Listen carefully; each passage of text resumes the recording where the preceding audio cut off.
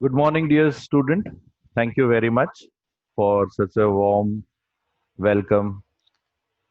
And once again, we are here to study GST. I hope, as far as TY BAP syllabus goes, uh, when we have seen the syllabus, it has very clearly stated before going to GST, we need to understand why there is a need of indirect taxes, what are the importance of indirect taxes, how the indirect taxes is advantageous than that of direct tax.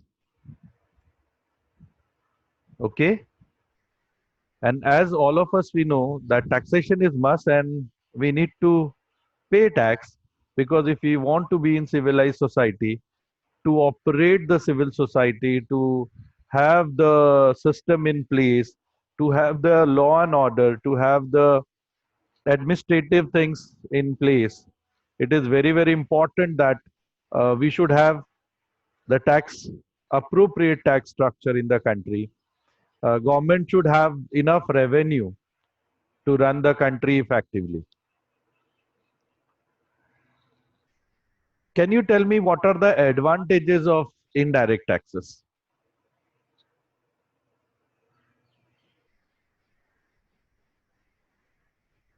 What are the advantage of indirect tax?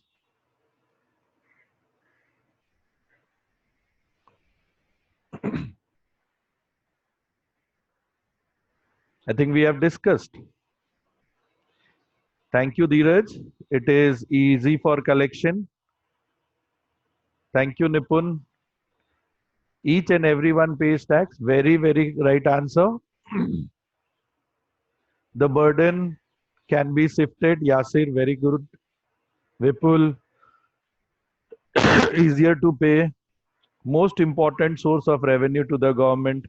Okay, as far as country like India is concerned. Thank you very much, Rishabh. Very, very correct. What else?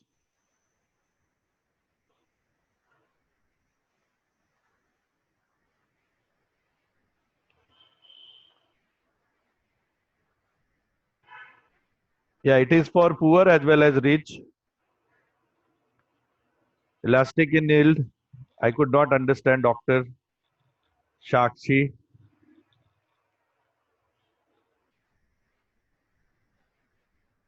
So many answer I got. And that is what we need to know, that indirect tax in country like India, where there is a heterogeneity of population, there are very rich, there are too poor, there are middle class, there are upper class, there are moderate class. So in such kind of country, you cannot have one type of, see, when there are several types of population, you have to have the different type of tax structure. Okay, so that is why India has this two type of tax regime, whereby the richer has are paying rich or high amount of tax.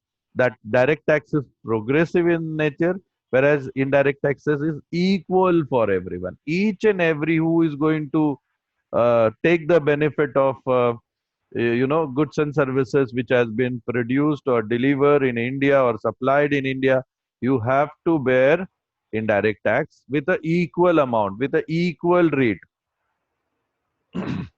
Okay. And now, since when the GST in place, it is equal at every state. Okay. None of the state has their different rate of tax. Okay. Uh, the second very important thing which we have learned in indirect taxes, that uh, as far as GST is concerned, nobody can escape tax. There is not possibility of tax evasion. Okay, tax की चोरी possible नहीं है. Tax evasion is not feasible now. Okay, and very effectively I have explained you all with this illustration, Okay, that's specifying.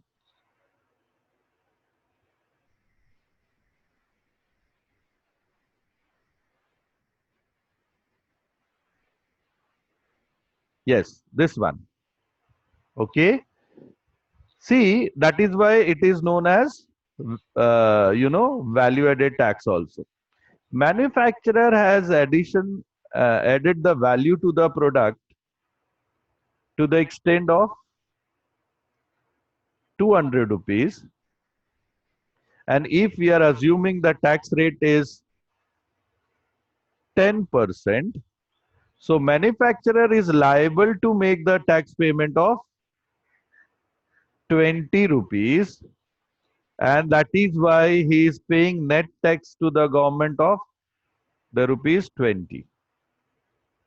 When the manufacturer is selling the goods to wholesaler, so when they are buying the goods in 220, whatever the amount he had paid to the manufacturer, he is not only paying to the cost of goods, but also he has paid the tax of 20 rupees to the manufacturer.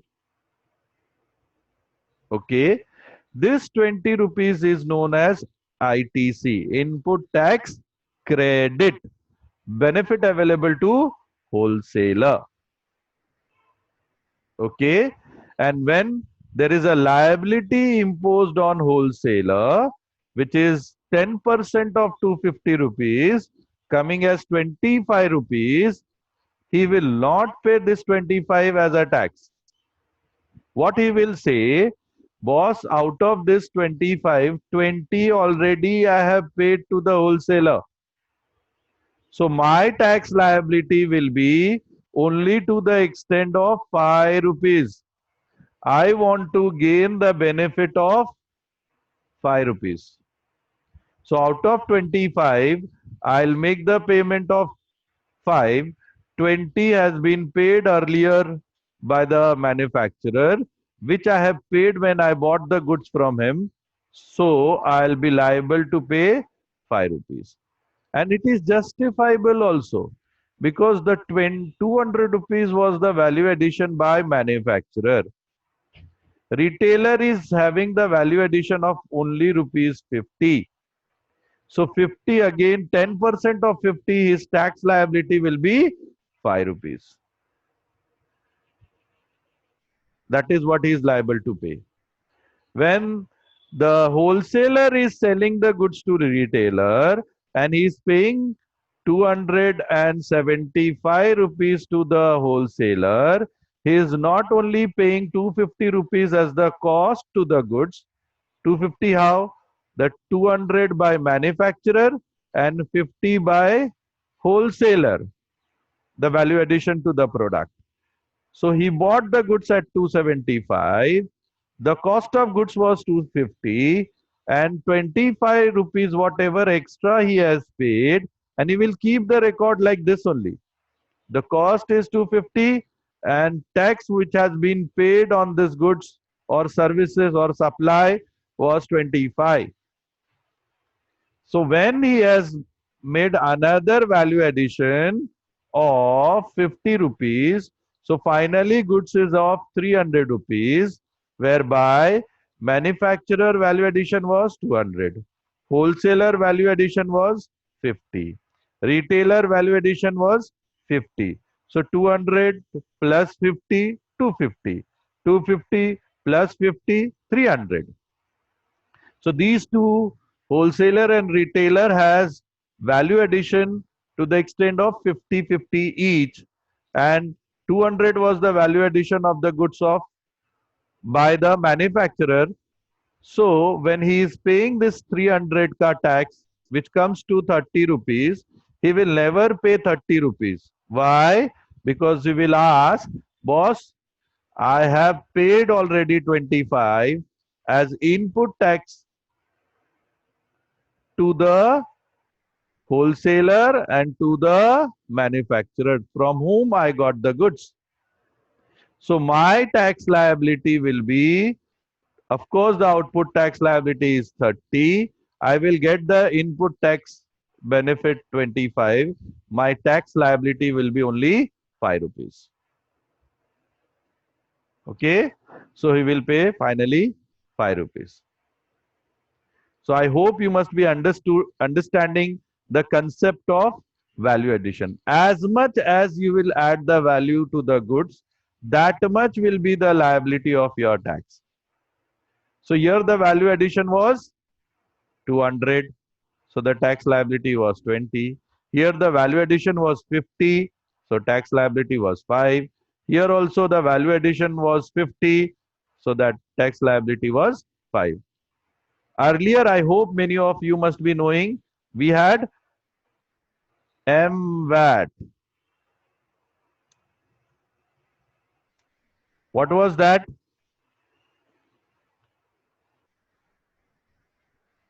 Have you heard the word MVAT?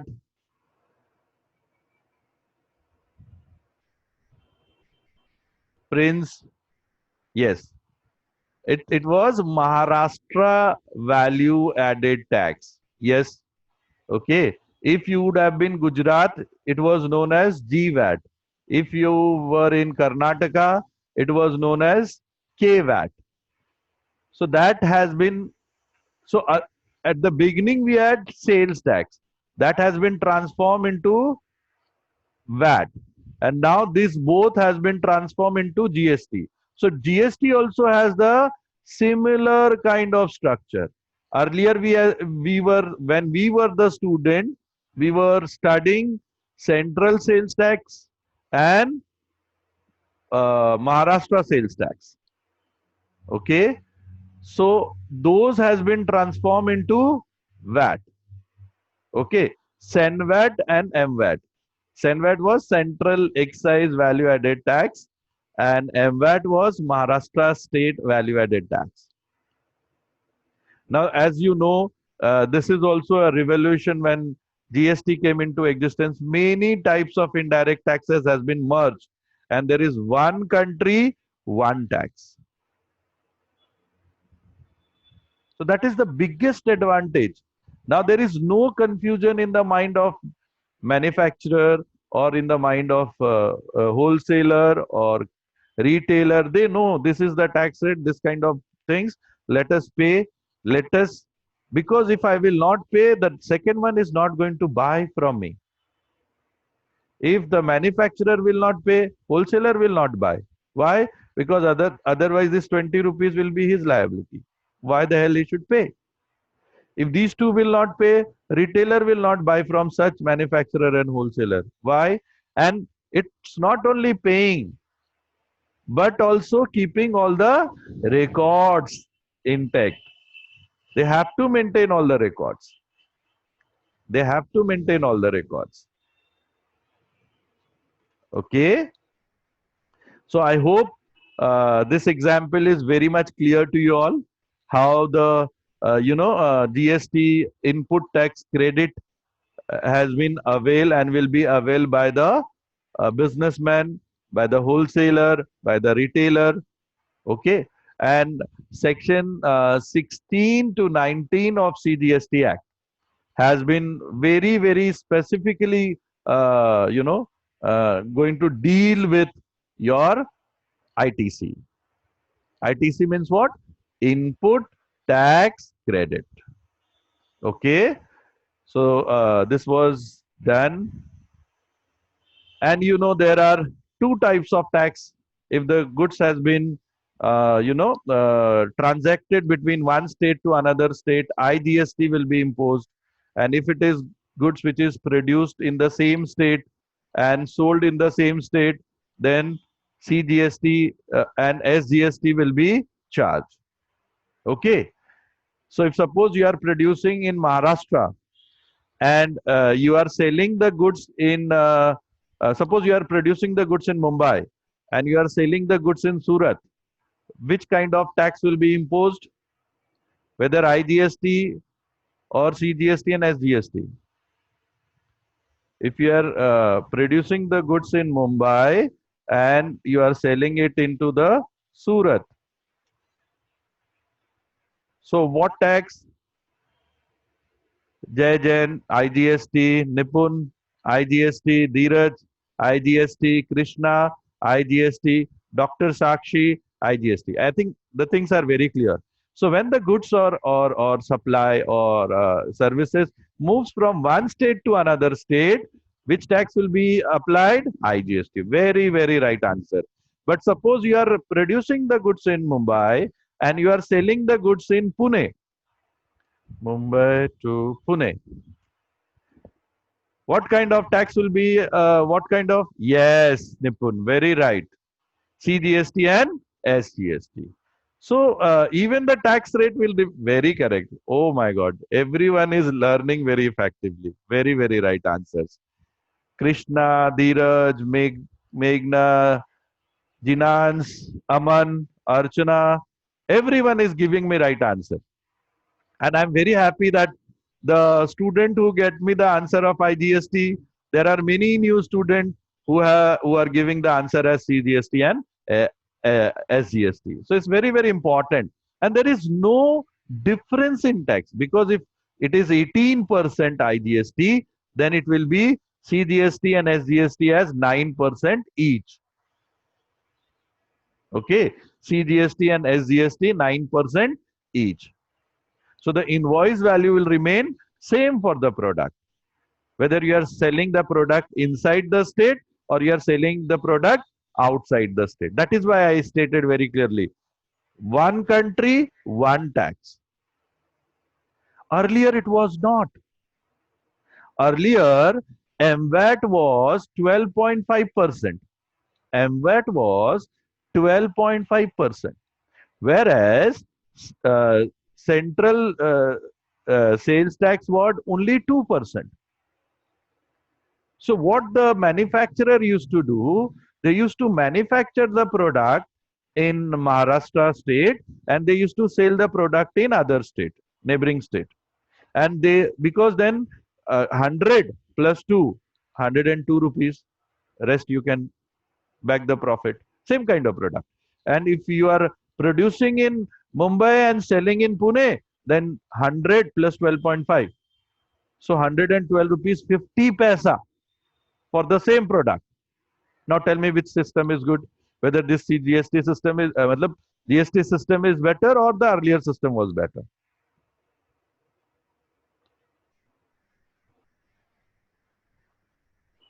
And there were no, possibilities of keeping the records. That was also manipulated by them.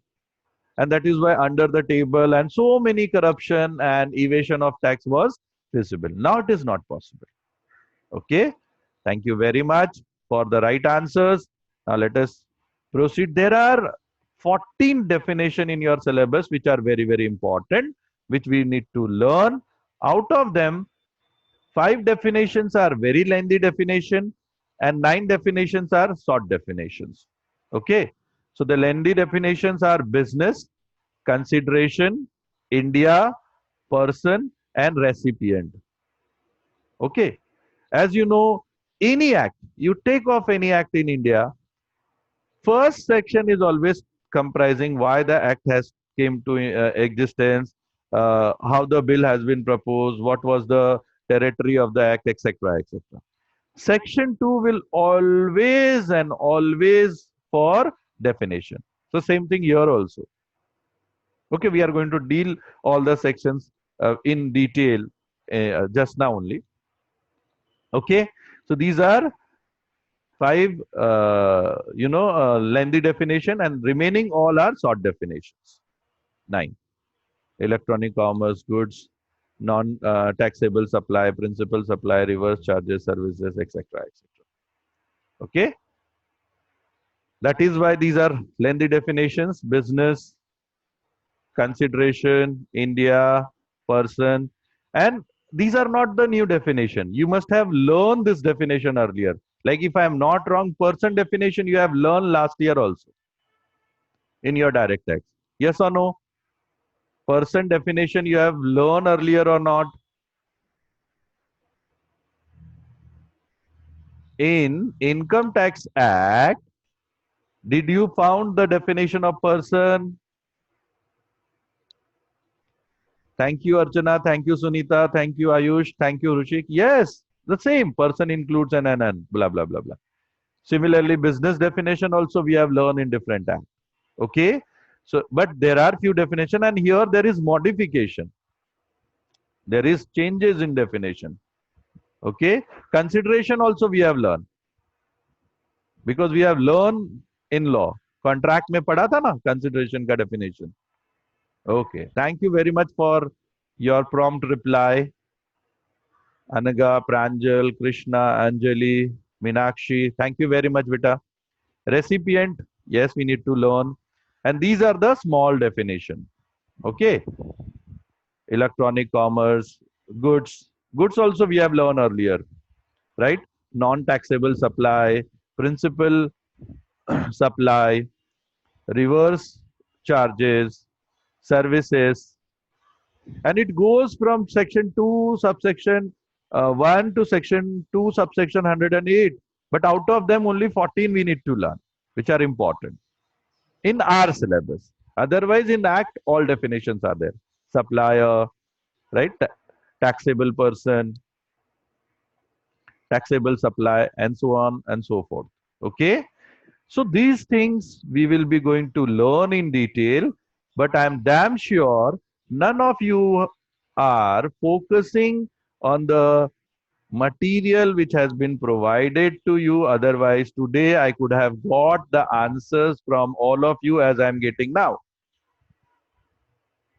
So this bridge course material is very, very important, and definitely there will be an exam. Okay, so it specifying everything in very simple and lucid manner. Okay, what is goods and service tax? Okay, GST, central and state, how the Finance Act came into existence. Okay, how it giving the benefit to the country, silent feature of GST,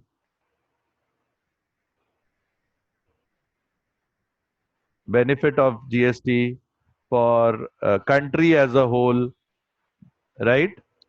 How it makes ease to have the business, benefit to the consumer. Okay, these are the not definitions, but the basic explanation: supply, time of supply, consideration, goods. What is the composite supply, mixed supply? This all we are going to learn in details. Okay, CGST, SGST, UTGST. Okay, so in spite of Surat, if I am selling it into the Dadar Nagar Haveli or Silvassa, then in Diu Daman, then SGST will not apply, UTGST will apply. That is Union Territory. Okay, IGST. The new norms of registration. This last year they have changed. Earlier the registration requirement were different. So section 22 to section 30 of SGST Act is going to deal with the registration. We are going to learn these things in detail. So these are the basic, syllabus. What is GST, need of GST, dual mode of GST. And see, it started from 5. So 1 to 4 is why, what is indirect tax, advantage of indirect tax, why indirect tax is very beneficial to India. That is how. Okay, and the rest all are here, definitions. And these are these 14 definition which I was discussing to you all just now. Okay, section 2, subsection 17 is talking about business. Section 2, subsection 31, consideration. Section 2, subsection 45, electronic commerce operator. Section 2, subsection 52, goods. Section 2, subsection 56, India. Likewise, all from till 108, all 14 important definitions we have kept into the consideration as far as syllabus goes. And levy and collection of tax, time, place, and supply, value of supply, right? Input tax credit and payment of tax, registration under GST law. These are the syllabus of semester 5. Okay, and this is the section wise segregation. Very, very important. So I always teach the things with the sections so that it is easier for us to, if you want to refer, we can directly put the section and we can get the details. And it's very, very important that we should learn the things as I told you. Section 1 is always comprising why this act is, what is the territory of act, right? Which all state will include, how the definition of union territory, what is the definition of state, like that. Section 2 always definition. And same here. 3, 4, 5 is not so very important. I have taken only the important one, which is as per the syllabus of yours. Okay, that is talking about GST Council, how the state chief minister, state finance minister could be the part of GST Council, etc., etc. Section 7 is the most important definition of supply, because supply is inclusive definition for goods and services both. Section 8, very important for mixed and composite supply. Section 9 is charging section. Like income tax, section 4 was charging section. Here section 9 is charging section, which talks about how to levy and how to collect the tax. Section 10, composition scheme. If you don't want, you can opt for the composition scheme if provided you follow those conditions. If you can recollect effectively, there were section 10 of Income Tax Act which talks about exemption. Am I right? Income tax का कौन सा section was talking about exemption? Income Tax Act 1961. Exempted income. What was the section? Income Tax Act 1961. Exempted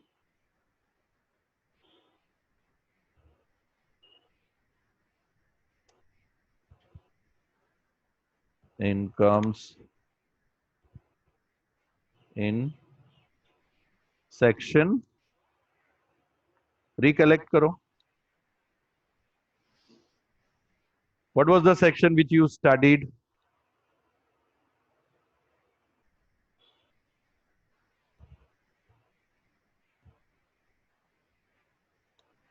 Yeah, agricultural income was there in which section? Yes, section 10. 10.1 was for agriculture. Yes, Dheeraj. Yes, Sonia. Yes, Ruchik. Yes, Dr. Shakshi. Yes, Pranjal. Yes, Sunita. Yes, Vidisa. So, section 10.1 to section 1038 we have learned subsection for exempted. Here the exemptions are there in section 11. This is very important. Time of supply for goods. Because until unless, like, none of you are paying income tax. Why? Because there is no income. Similarly, this time will decide the chargeability of GST. So section 12 is entirely for time of supply of goods. Section 13 is entirely for time of supply of services. Okay. And don't worry, I'll give you entire section with subsection in table form, which will be very, very, and many of my students since the year, because our university is the first university which introduced this GST on the very first year when the GST has been implemented by the government of India. So we were the first, we have learned, we have made the notes. So it is very, very effective for you and you will get the benefit. Section 14 is talking about which type of tax. Old rate will be applicable or new rate. Depends. Section 15 of CGST is talking about value of supply. Section 16 to 20 is talking about ITC, input tax credit. What are the requirement of ITC? What are the utility? Who's eligible to get the ITC? How much proportion ITC you can take? What are the time limit, distribution, etc. And section 22 to 30 is talking about registration. How any taxable person can able to register themselves as far as CGST is concerned.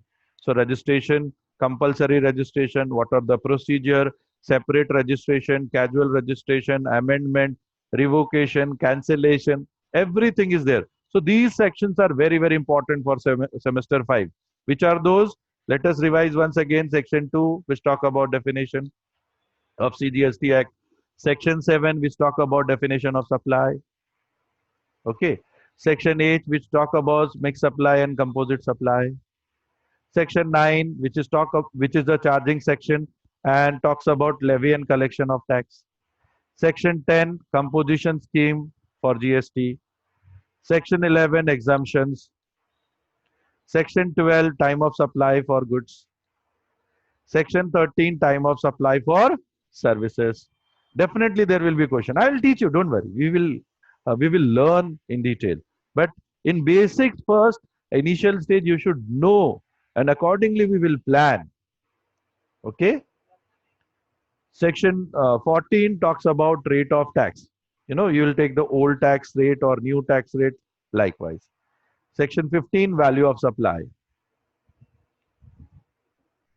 Okay. Section 16 to 20, input tax credit. Okay. What are the requirement to get input tax credit? What is the utility of input tax credit? What is the eligibility? Who all can take the input tax credit? Okay. If you are not giving the output tax, do you think you will avail the benefit of input tax? So there are many logic. Like in railway ticket, I hope you must have experience. They're asking your GST number, and none of us we are providing. Why? Because none of us we are filing the return of output tax rate. But if it is for company who is transporting the goods, or their members who are going, who has the GST number, they all put. Why? Because as much as they will gain this input tax credit, that much they can claim against their output tax credit. And just now I've given you the example of manufacturer to wholesaler to retailer. You know how they are getting the advantage of input tax credit against output tax credit. So these are things which we are going to learn in details. 16, 17, 18. I'll give you in a tabular form only. That is very, very effective and very easy to recollect. So eligibility, until unless you are registered, you cannot get. Proportionate, how much IGST to be you set off, and how much CGST or SGST. IGST to be set off with IGST first, and if available, then only it will. So these are very, very important. Time limit till when you can set off, distribution, etc., etc. And 20 to 30, registration, very important. Until unless you'll register, you will not gain any of the benefit which has been explained to you earlier. So compulsory registration, what are the procedure of registration, separate registration for separate types of visual business, casual registration, amendment of registration, cancellation of registration if you want to change the location or types of business, etc. So everything is taken care over there. Or you see how much time everything is gone. I hope you must have enjoyed the session. Thank you very much once again for attending in so large number. So this was all the basics about GST in semester 5, which we are going to learn. Thank you, Rishabh. Thank you, Meghna.